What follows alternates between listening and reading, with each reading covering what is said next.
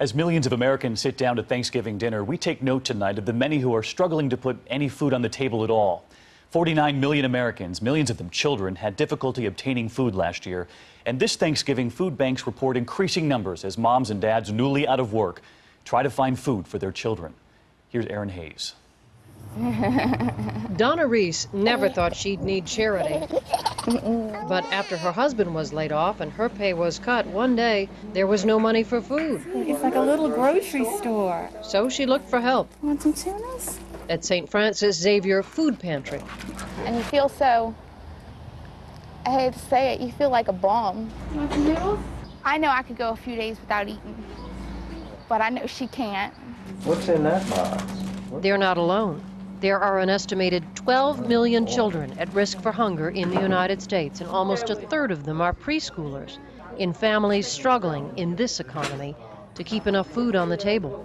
What we see in our front door at our food banks is folks who are working class families.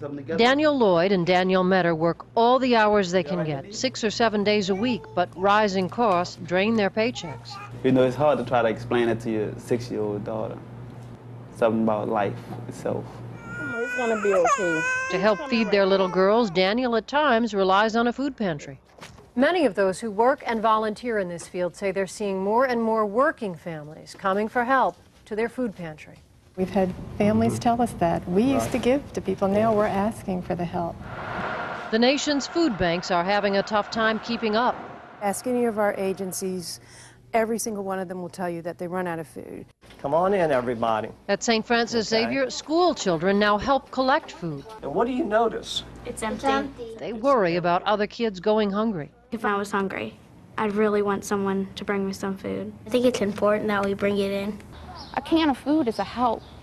Just imagine how many things you waste and how much that could help somebody else out. A tough spot. Okay. Made easier with a little help. Thank you. Erin Hayes, ABC News, New Orleans.